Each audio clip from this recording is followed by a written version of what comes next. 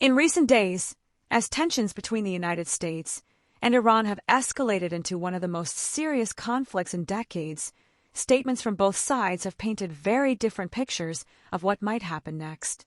Some U.S. officials have acknowledged publicly that the situation remains extremely volatile and that if the conflict broadens further, there could be additional dangers for American service members and regional partners. That includes acknowledgement from the Pentagon that operations in a highly contested environment can carry significant risks, and commanders have emphasized that rotations and force posture will adapt as needed to protect U.S. forces.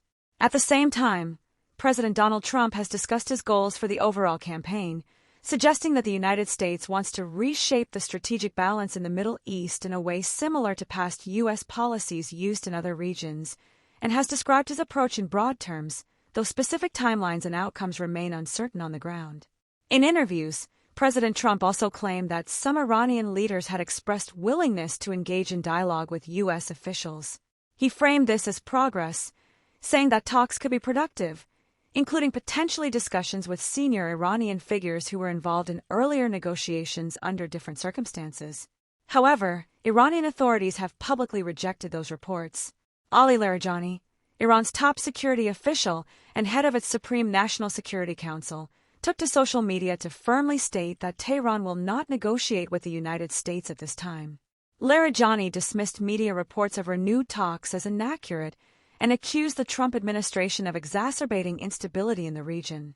He argued that Iran would continue to defend itself against what he characterized as U.S. actions that risk American lives and further chaos.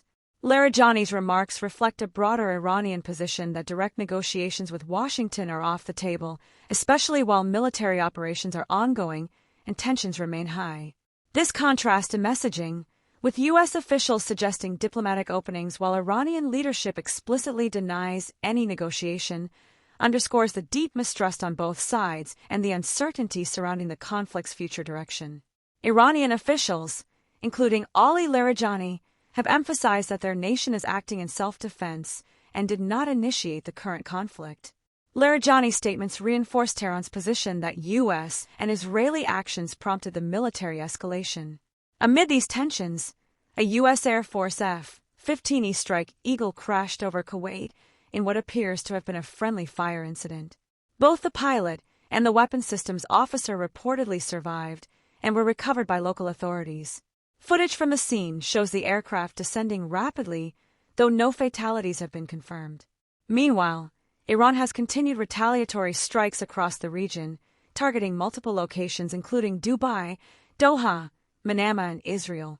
Some ballistic missiles reportedly breached Israel's Iron Dome defense system, highlighting the intensity of the ongoing exchanges. Reports that France would